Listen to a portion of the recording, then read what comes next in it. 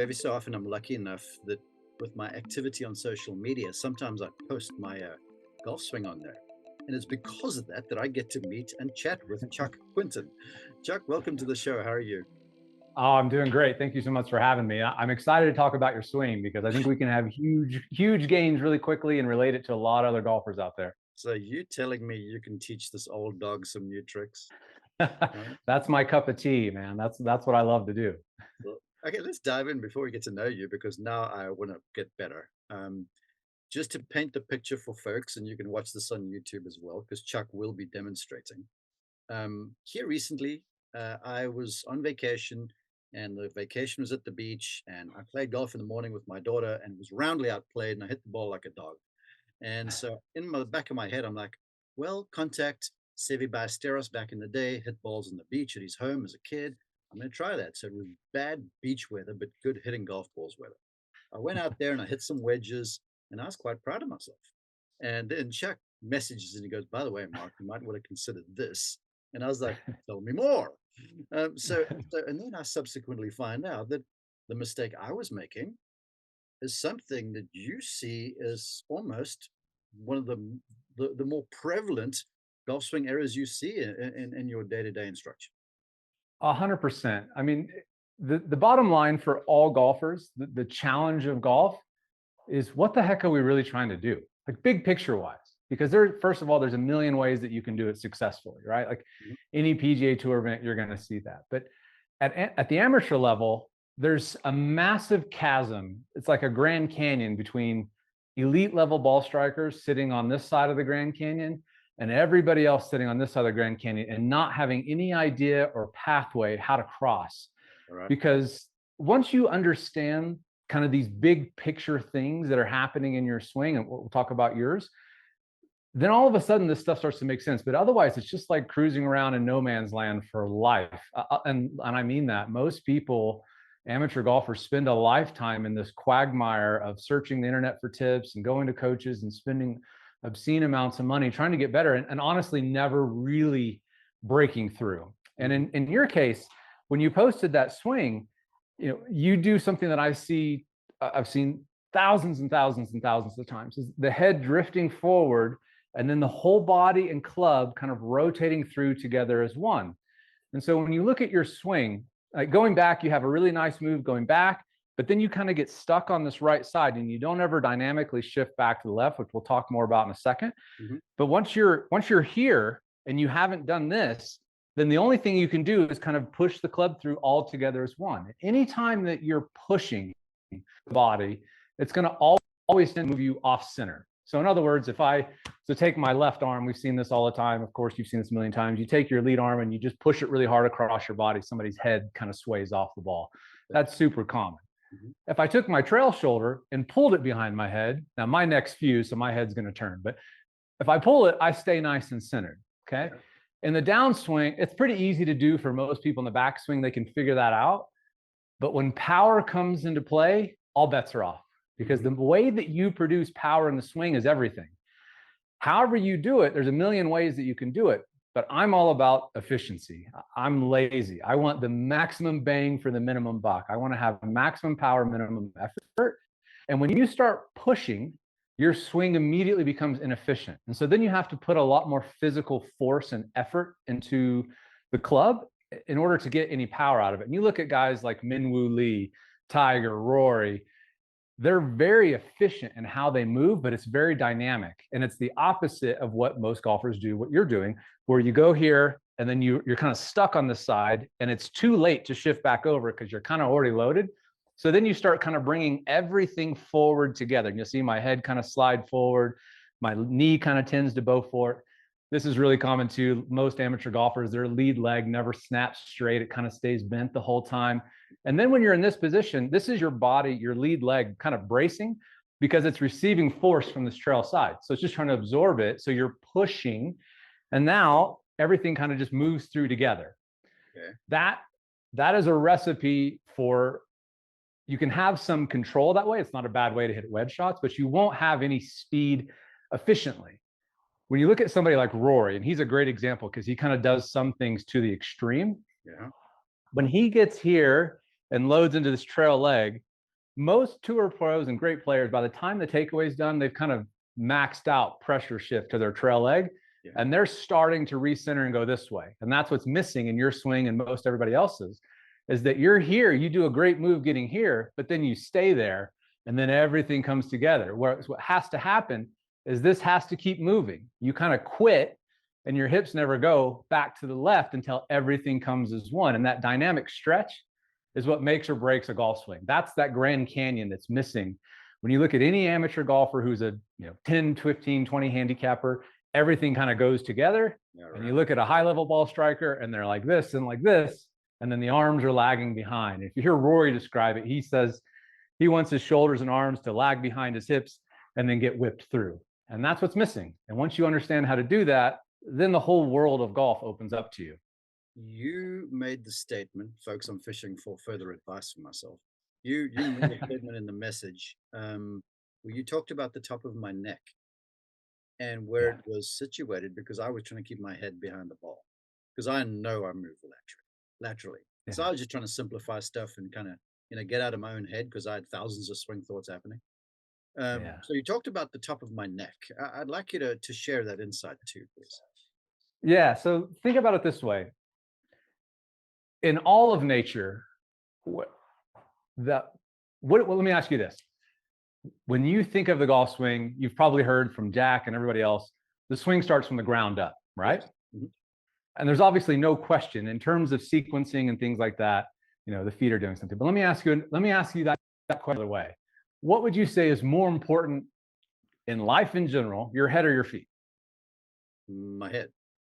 Your head, right? Obviously, our brain's here, our eyes are here, our vestibular process is here, everything is here. When I have golfers who have heard that saying, the swing starts from the ground up, they start pushing really hard off their feet. What happens then to your eyes? They move around. As soon as you start pushing, you start moving off center, right? Mm-hmm. So when they start thinking of that idea of, the swing starts from the ground up, because they're static and stuck on this trail side like you are, and they start pushing, well, now their eyes are moving. And now golf becomes impossible. Gotcha. Nature has set us up so that our eyes are always trying to maintain level to the horizon and always trying to stay focused on our target, because we are designed to hunt and kill and gather things, and our eyes are extremely important. If you were hunting for your food today, you wouldn't be doing it like this. It wouldn't make any sense, right? Exactly. So what would happen is your eyes would stay locked in, but your body can sway, right? You can have pelvic sway, just like in the golf swing. If you were a falcon hunting, falcons can dive at 240 miles an hour. It's an insane amount of speed, but they're not moving their head all over the place looking for their prey. Their body is moving so that their head can. Now, where is that movement really happening from? If you watch from behind, if I'm trying to focus on a target, the base of my neck is not going all over the place. Everything below that is. So when you think about it from a perspective of how our bodies are truly designed and our brains are processing the world, you don't want your head moving back and forth. It makes golf really, really tricky. And as you start drifting, go ahead. Well, because I'm thinking now, and I know everyone's listening to this and they're like, Mark, enough of your golf lesson. But if you had to package this whole thing for everyone listening, if you sort of struggle with some of that lateral too much, the top of your neck, just trying to keep that sort of situated, and then your lower body can do whatever it pleases, huh? That's a way of thinking about it. Okay. Another way of thinking about it is, how much does your head move throughout the entire golf swing, from setup, downswing to follow through? Yeah, a little bit back and a lot going through when you're done. In terms of rotation, it's 180 degrees. Now, I'm fused at C1, 2, and 3, so I only have about less than half the rotation you do. All right. But your head is going to turn 180 degrees, right? From the top of your backswing to the follow through. That's a huge amount of rotation. Yeah. Now, is that happening statically, where your head's just sitting there and your body's doing this? No. Or is it active? Mm-hmm. Are you actively turning your head? If I was actively turning my head, you would think, oh, well, your head's going to go like this, but not if my shoulders are unwinding at the same time. Yeah. So where that's moving from is at the base of my neck, C7 and T1. And as that rotation is happening, if my head stays fixed, like I'm hunting, right? Because I'm hunting that golf ball. That's my target. That is my prey. And I don't want my head moving all over the place. If I'm trying to stay fixated but I have the same idea of turning my head to the right, which I'm going to do in the downswing, but my head is fixed, what happens to my body? I turned from up here, but this turned. Yeah. Does that make sense? Absolutely. The easiest way to feel this is if you go in a bathtub later or a hot tub, put your feet up on one end and your head on the other so that the rest of your body's kind of floating, so you're buoyant. Yeah. And then turn your head and then start turning using the same muscles that you felt, but use your head and your neck to turn your body. And you'll find, because you're buoyant, your body will start to easily swivel back and forth and rotate, but you're moving from up here. I'm not saying that's the only place that you're moving from, but that was part of my point that I was saying to you is your head and your vestibular process, your balance, your proprioception is so vitally important. And when golfers are pushing off the ball and then pushing on the way down, it's impossible. It's an impossible game. Well, I've got to mind this for a second, because I'm sure folks are like, well, someone's told me I have a dominant eye, and I'm trying to sight the golf ball. Does that have any sort of an influence on how the head moves as well? For sure, but the dominant eye thing, in my opinion, is a little bit misunderstood. Okay. I'm extremely right eye dominant. Okay, so my tendency, if I was to not understand the swing in the right way, is I would set up like this. I want to have my right eye kind of over on top of the ball, which cants my shoulders and gets me flat. Mm-hmm. That's my natural instinct because I'm very right eye dominant. However, the way that I think about and understand the golf swing, it doesn't make any sense for me to look at the golf ball like that with my right eye. So that gets to the bigger picture. What the heck are we trying to do? What is the golf swing? What does it feel like? And that's what the GOAT code was about, is, at the end of the day, my whole thing for golf is I just love the feeling of puring golf shots. There's probably only two things in life that you can do that feel better than puring a golf shot. One of them you can't do with your you can't do with your clothes on. The other one's illegal. So for me, that's what it's all about. And I love the feeling of it. I love the sound. I love the sight, but the feeling, the way it feels in my hands and my body and all those things. I can sit out on the range for 6 hours and just be in ecstasy hitting balls. Okay. But I can also be in hell hitting balls if I don't know what I'm doing. And that's where most people are. And that's why all of these things, there's a million things that you can go down every rabbit hole in the golf swing. Mm-hmm. But the eye dominant thing, if you understand what you're really trying to do in the swing, for me, I'm not trying to use my arms. And that's probably what leads most people to get really lost and confused. Because as soon as you start trying to use your arms in the swing, then your body shuts down, your balance takes over, your proprioception takes over, and then everything goes out of whack and it's impossible. Okay. If you understand that your arms are being swung by your body, mm-hmm. and then you understand how to release them, you actually want your left eye to be over and looking at the ball because you want your head to be turning this way. Most golfers are doing this, kind of like the head drift that you have, where you're moving forward, getting your right eye more on top. I'm thinking of it, even though I'm very right eye dominant, that my head needs to go that way in the downswing. Because if I turn my head this way, I'm going to create torque. I'm just going to rotate the rest of my rib cage in the opposite direction. And that's why golf is so damn confusing, is because you need to move in a different way to get your body to move in the opposite way, because that's what torque is. For the audio listeners, go to YouTube to check it out. I'll just summarize real fast. Audio, when Chuck is making the downswing for right-hander now, his head is rotating to the right as his body is turning to the left. And I see you now as you do that. For someone who's a violent spin outer, this will help quell that and time stuff up better too, yes? 100%. When people spin out, it's because they're tending to either rip their shoulders through because they're trying to get their arms to go fast, or they're pushing off their trail leg and they don't really understand what their legs should do. So here's the simplest way to think about it. And this is going to look really strange. And this is what my pursuit of the GOAT code was really about, was I can show you all the science and the numbers and my, how close my swing, within tenths of an inch or degrees is to Tiger's, but that doesn't do anybody any good. Numbers aren't useful if you don't know how to interpret them into feel. And that's really what the GOAT code is what would it feel like to be Tiger Woods for a day on the range? I want to know what that would feel like. I'm sure everybody does. So what does the golf swing feel like? This is it. I'll show you the 2-second elevator pitch of what the GOAT code feels like versus what all the numbers show. Yeah. My golf swing feels like that. Okay, describe that for the audio listener. So there's a few things happening here, and it seems strange. And I'll do it again real quick. So I'm going to show you. I'm what we would call supinating my trail hand. I'm pushing against the shaft with my thumb to push it down. Okay. I'll explain why in a second. That's going to help me get into side bend. Yeah. My lead knee, you were talking about spinners earlier, their knee goes this way. Yeah. And so they spin out. I'm trying to do the opposite with my lead knee. My lead knee is going this. I'm trying to internally rotate my lead leg, because what happens, just like I was talking about, if I turn my head this way, that turns my rib cage this way. If I turn my leg this way, what happens to my hip? It turns that way. So you don't try and turn your hips. That's what everybody tends to do, and that's good. That's pushing off the trail side. Your head drifts forward. Everything goes this way. Your knee stays bent, and you kind of have a slidey finish. Yeah. I'm doing this, and that's turning my hip this way. And then my right leg, my trail leg, is doing that.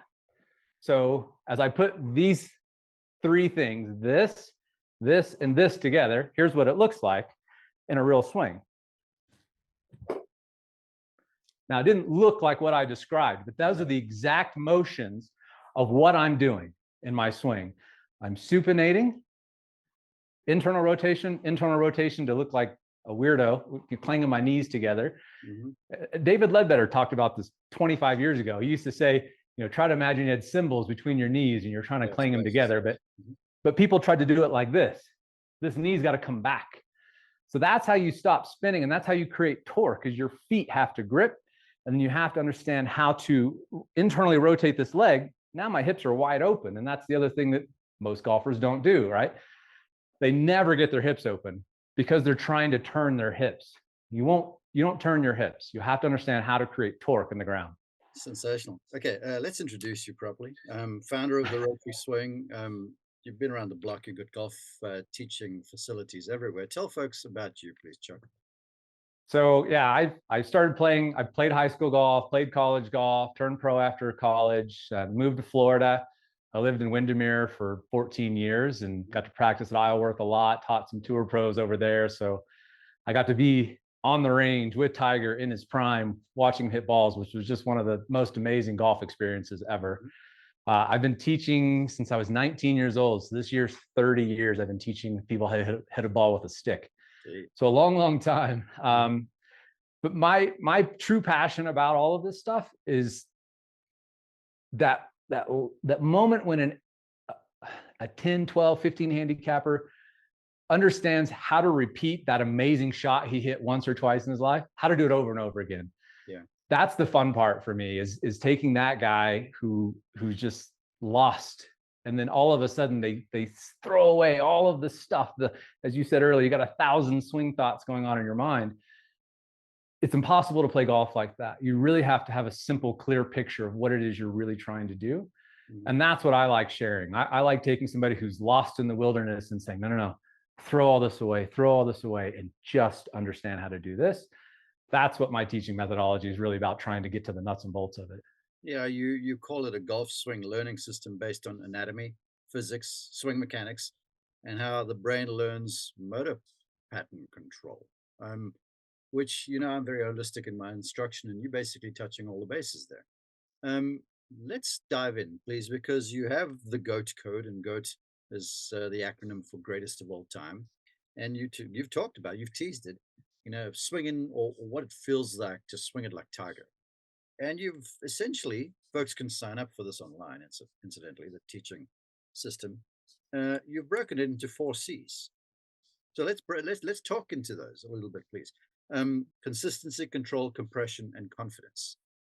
Let's go through those step by step, and I want you just to elaborate. So talk to us about the consistency. What is the intention there? Because as I've looked through some of your stuff, you kind of talk about basically with small swings.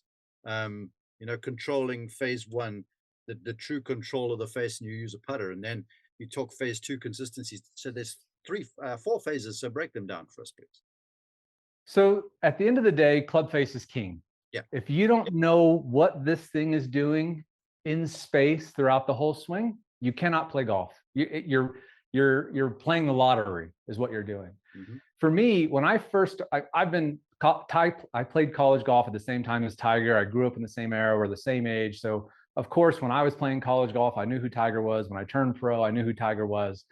And so he was my idol growing up. I grew up in the Tiger era, although I learned how to play on Jack Nicklaus Golf My Way VHS tapes. That's how I learned how to play golf. The same way, you get it. So I used to have a beautiful big reverse C, but it was super helpful. But for me, if you don't understand how to control that face, you're never going to be able to understand what the game is really all about. Yeah. And when I was trying to learn how to emulate Tiger's swing, I could get broad strokes even 20 years ago and like be in the ballpark, but there was things that I couldn't understand, things that I didn't know how to do, didn't know why to do it. And so when I was doing the GOAT code, I went back to the beginning and I said, which nobody wants to do, right? We all want to like skip to the end and get the diet pill that gets us in shape right away. But as I went backwards and said, you know what? Earl taught Tiger the game the way that he did for a reason. We don't know exactly what that reason was, but we can guess and we can go off what he said. But he started with the putter first. And Tiger always putts with his right hand only, with his trail hand only. And I grew up as a very lead side dominant player, more of a Vijay Singh, Phil Mickelson, let the body rotate and fling the club through. And this hand, I didn't even need it there. I let it come off the club and release it, and I'd still hit the ball fine. In fact, I'd hit it better the less I used my right hand. So this was very fascinating to me. It's like, wait a second, this thing, if you read Hogan's book, he calls these thumb and forefinger swing killers and warns you about using your right hand until impact. And Bobby Jones did the same thing. But here's, in my opinion, the GOAT swing. Tiger's got, in my opinion, the greatest swing of all time. And he learned everything with the hand that you're told not to use. Mm-hmm. So I said, you know what? I'm going to go and emulate what he's doing with the putter. I'm going to match my movement patterns to his identically and see what I learn. And it was fascinating in just a few hundred reps. And I found the same thing. If you look at the comments on the website under the putting videos, everybody says the same thing. It took me 100, 300, 500 reps, but all of a sudden, like, I'm an amazing putter. And I've always been a pretty mediocre putter for a professional player until I started doing this and started putting faith and trust in this trail hand. The yip hand is what most people think of it as. But once you get the reps and you understand how to move and how it all works, then all of a sudden you're like, wait a second, I have complete control over this putter face. I have control of the loft, the face angle, all of it. So then I went to chipping. I'm like, well, let's take that same thing. And you see Tiger hit chip shots all the time with his trail hand. And he's always doing this. And if you watch my club face, look how square and quiet it is. It's so boring. Yeah. So I can hit chip shots like this all day. And the ball's just doing the same thing over and over again. Whereas a lot of times guys are doing this kind of nonsense. And then the ball's going all over the place. So you start learning how to control the club face so that it's very quiet. And this stroke just becomes bigger and bigger and bigger until you have complete control. So as you build up gradually and you learn with the putter first, chipping, pitching, wedge play, that's how the system is laid out on the site. You never wondering where the hell this ball is going. You know where it's going. You may not know how to sequence your whole body correctly, but you're not losing club face control. So that's what the first phase is all about, developing consistency. Control the face first. Nothing else matters until then. And then phase 2 is, well, control, then consistency. And then phase 3 is compression. Now, for the folks who are listening in the car or in the office or whatever, not watching Chuck, he had the club in his right hand, his trail hand, and he's basically starts with small swings, and that right wrist angle, whatever the set is not deviating until well past the contact zone. So I'm assuming then phase 3 compression is very much of that as it couples with body location in relation to the ball. Yes? Yeah, exactly. So once you have control of the face and you're no longer doing all this crazy stuff, ripping it inside, flipping your hands over, we call this the GOAT delivery position, the elbow pit facing away from you and the wrist facing away from you with the wrist set. Mm-hmm. This is what all greats, no matter how they swung, Ben Hogan, Jack Nicklaus, Tiger, they're all in this position just before the strike. No matter how they got there, they all got there in very different ways, but they're all in this we call GDP, GOAT delivery position. Once you're here, then the whole trick is how to accelerate this, how to make this happen more quickly. And that's the thing in your swing. If we circle back to that, you have 50% of it. You're missing the last half of it. So and this is where it's most golfers, it's very confusing to understand, how do you start the swing? Whether you want to forward press or not, or you shift or you sway or whatever, what are you really trying to do? And what you're doing, you may not realize it, but you're doing it the right way. Your hips kind of work in like an infinity symbol, like a figure eight. It's kind of Yeah. like this, right? Mhm. And you start like that. You're to start the swing, most golfers kind of just do this. They start with their arms or shoulders. They dump the club, roll it inside, turn their shoulders really flat. And this didn't really move, right? It kind of moved in response to this. You do a great job. Your knee needs to go forward. It goes forward, your hip drops down, and then I'm loaded up to be able to start driving this hip back. Yeah. You do that, but then you stop there. You go here, and then you get arms with it. If you keep this motion going, if I keep that little figure eight going, where does my pressure go? It goes right back to the lead side, right? That's the piece that's missing. So as you understand this little figure eight pattern, once I'm here, now my arm has got room. It's got someplace to go. But if I'm here, it has nowhere to go. It's going to tend to come down steep and everything's going to come through together. So once you understand how to speed this up, this is what gives your arms momentum. But if this doesn't move, you have to pick your arms up. You have to lift, you have to thrust, you have to push, and you lose all your speed. So if you understand that if I'm trying to get, I'm huge exaggeration here, of course, but if I'm getting my hip to do this, that's going to give my momentum for my arms to be swung through instead of me having to muscle them up, pick them up, fold them, and so on. So that part is so important, that's missing in most golfers. Again, for the audio folks, what Chuck is doing there is like I learned from Gary Player the little right knee kick, so it's almost like I learned that accidentally.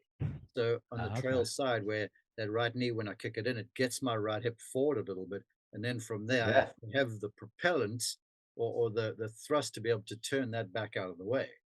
So that sets up the backswing. I still want you to then, because so many folks get in that place, and I know people who then drive toward the golf ball too long, or from Mm. there they just thrust their hips at the golf ball, they early extend, and that's a recipe for a disaster, man. And I'll tell you how many, you can only imagine how many shots I've hit towards the heel of my golf club. 100%, right? So there's the next piece. So you've got this. Again, if your hip doesn't go this way, you're blocked. There's no place for your arm to go. Yeah. So if you, as you start down, you're going to get close to the hosel because your hip's physically in the way. Okay. Yeah. So this is the strange part I was talking about, the supination of my trail hand. This part is not, it's counterintuitive in the golf swing, but like most things that are right, I always tell my students, just do the exact opposite of what you think you should do, and it's probably right in the golf swing. Most golfers go to the top and they either start pushing this way. That's the really high handicapper, right? Or if you're a little bit better, you start kind of figuring out how to drop it or shallow it, but then you start getting loosey-goosey with it. What you need to do is this. Now, this seems strange at first, but that's really what I'm doing. I'm taking my thumb and pushing against the shaft. Now, this is happening statically because my arm's staying up here right now. But what would happen if I do this in combination with my body movement? So I'm just going to do this, supination. Yeah. Now, the club ended up down here, square and on plane, but I went like this with my hand. If you go like this at all, it's impossible for your hip to not go forward and block out your arm, and then you start drilling with El Hosels, right? Yeah. If you go this way, I'm actually trying to feel. So think of the swing in this sense. If I've got a ball here, our instinct is bring this club back to the ball in the shortest path possible, Exactly. which means a straight line that way, right? Straight down toward the ball. So that's where people start delivering their force. They start saying, oh, I got to go that way because that's where the ball is. I'm actually delivering my force that way. Yeah. I'm trying to throw the club at a roughly 45-degree angle tangent to my path. I'm throwing it this way. Now, what's going to happen to my shoulder as I do this? It's going down. I'm going this way, never that way. So as I go that way, and I keep rotating through, that's what brings the club back out. I've got all the room in the world for my arm. There's no way that I can shank it from there. But if I deliver force this way instead of back behind me, I'm toast. Yeah, it's cool, audio listeners, what Chuck is showing there from the top of the swing. It's like he's almost laying the shaft on its back. So if you've been accused of being too steep coming down, this is helping you out. But it's a beautifully free looking move. And I want you to mind here a little bit more because you're right. So many folks who learn to come from the inside, they more get their arms more across their body because they feel deep, but that shaft Yeah. is standing up. Your arms are right Yeah. out, your hands are right out in front of you, but it's the club head, the center of mass of the club that gets behind you a bit more. 100%. When you think about it, I personally believe that the golf swing and other kinematic, other sports, throwing, hitting sports, are very similar. They're not identical, but I think you can borrow from each one. I think you can understand the underhand softball pitch, the way that they keep the wrist supinated. A fast pitch softball pitcher, what they will tell their players to do is hold the ball facing the outfielder as long as you can. They don't pronate, they keep it supinated, and they keep it like this. That keeps the fascia loaded until it snaps at the bottom. The golf swing and the baseball swing share a lot of similarities as well. Now, there's different ways to swing a baseball bat. There's ways where you push your arms out and so on. But if you look at high level players now, you take somebody like Barry Bonds. Barry Bonds is snapping his bat this way, straight back. He's not going out like this. That's always going to cause you to move forward. That's that push again. If you watch Barry Bonds' bat, he's snapping it straight down like this, so that as he gets here, all of that bat speed is whipped out in front of him at the right time. And I'm trying to do the exact same thing. I'm taking my golf club, going like that, so that as everything gets fully released out here, to me, it's like David and Goliath. If I had a rock on a sling, right? I'm going like this. Where's that sling going first? It's going this way. I'm going like this to then throw it with my right hand as fast as I can. You know what, the folks who have been told by their teacher, who have heard on the internet, or definitely not this podcast, to be a puller of the club and to avoid, excess wrist action and stuff, they must be cringing when they're watching you, what you're doing. Yeah. For sure. I totally understand. Now, first of all, I learned how to play. I spent the first 30 years as a lead side dominant player. Yeah. So my right hand, I didn't use at all. This is completely different for me as well. So I literally had to train the opposite hemisphere of my brain. It was a completely different experience for me to swing the club. But it's so much easier for the average golfer to learn to do this because they're using their dominant hand, the hand that they use everything for. Imagine trying to use your mouse all day with your left hand or brush your teeth with your left hand. That's what we're asking golfers to do in this classical swing pattern, which I still love, by the way. I can still swing lead side dominant. I love it. I think it's a great way to swing the club. But Tiger has always talked almost exclusively about his right hand. If you listen, he knows not his right arm, but his right hand. If you listen to him talk, Golf Digest did a couple series on him where they did kind of like his full game, putting, short game, driver distance, all the stuff. They did a couple series of that, and everything is. He literally says, "I associate all shots with my right hand," and he chuckles about it. And I think he chuckles about it because everybody warns you against using this right hand. But when you think about it, why wouldn't you want to use your dominant hand that you've trained for your entire life that's super coordinated? This one, I trained it to play golf, but it can't do anything else in life. It's pretty useless outside of that. Yeah. Well, Hogan talked about after he had figured out how the body moves that he wished he had three right hands, later on in life. Mike Austin said the same thing. Mike Austin said there's no pulling in the golf swing. I don't agree with that because you can, of course, pull, and it works great. It's a centrifugal swing, but he was a pretty darn long hitter, held the record for, I guess technically maybe he still does, but he was the thrower of the club. And Jack Nicklaus said that's how you watch Mike Austin. He was a huge fan of his. So there's not a wrong or right way per se. I'm really interested in the most efficient way. I want the way that's easy to learn, that gives me the most power with the least amount of effort and maximum control. Now, when I showed you that motion earlier of this, that club face is not going anywhere. Just that turning through with a right wrist stable. Yeah.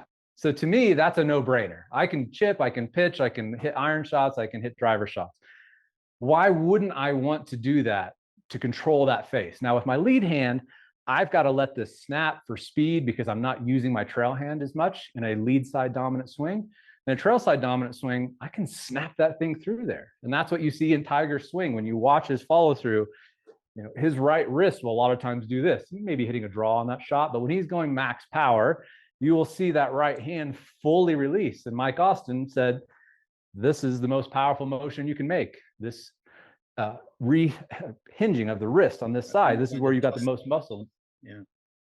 Yeah. So many different ways to skin the cat, but that's one way that this is what the GOAT code is: trail side dominant. Okay, well, let's finish it. One more thing, confidence.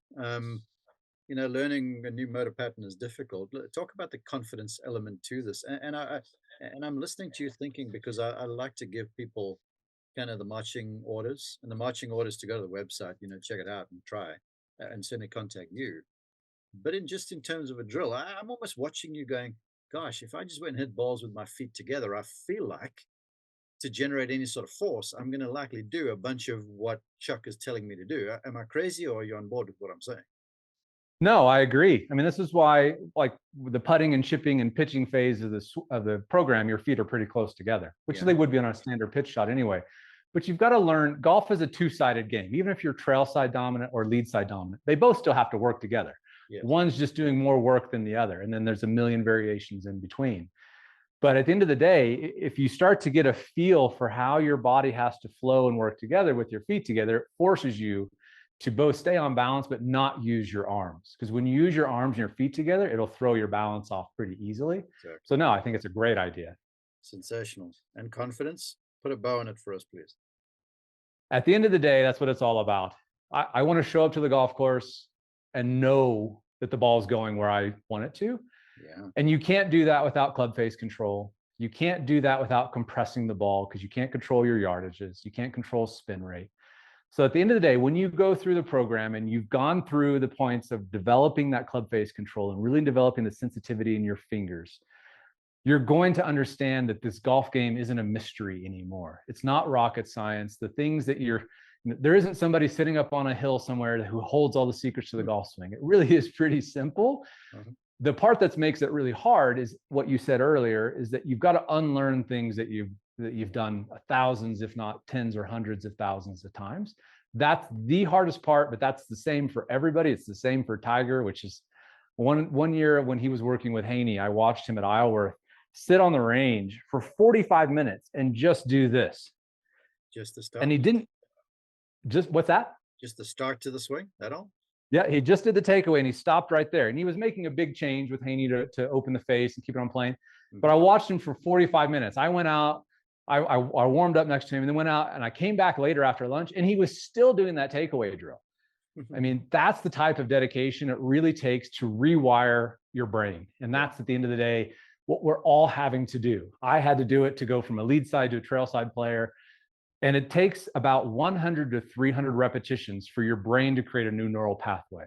So without that, if you go out, let's say you're working on something new and you do it 50 times, the honest truth is your brain probably discards that information when you go to sleep at night. That's when you actually learn. Your brain goes through everything you did that day when you're in REM sleep and says, what do I need to keep what Mark did today? And what do I need is just extraneous information I don't need. I'm going to discard it, because we got a limited hard drive space up there.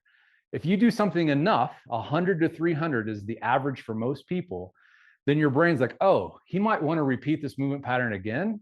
So I'm going to go ahead and deploy these little oligodendrocytes and build this new neural pathway in my brain so that tomorrow it'll be a little bit easier. And you do it again the next day. You do another 100 reps, and the next day, and the next day. And just like everything in life, we all want a quick fix. We all want to get it right there today.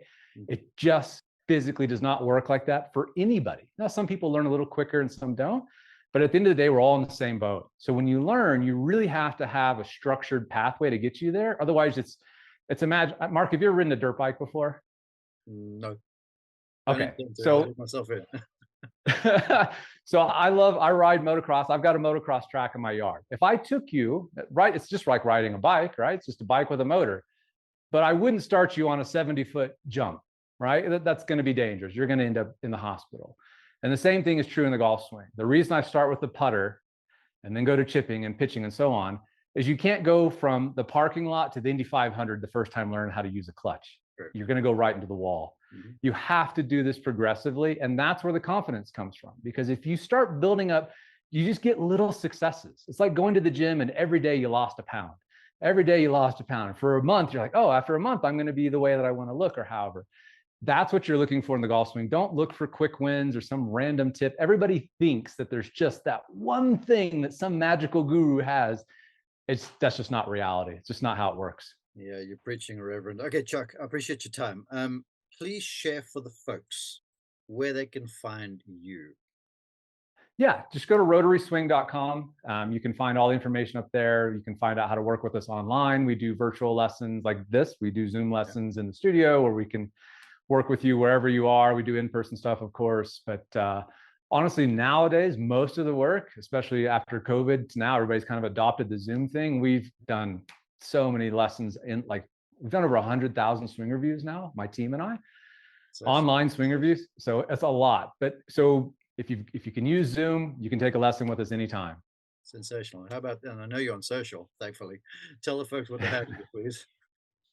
Yeah, Rotary Swing Golf, I think, is our TikTok and Instagram. I'm not a big social media guy, to be honest. I'm not a big fan of it, but I live up in the mountains for a reason. But yeah, Rotary Swing Golf, you'll find us.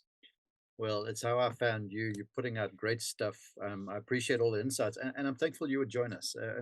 And you know what?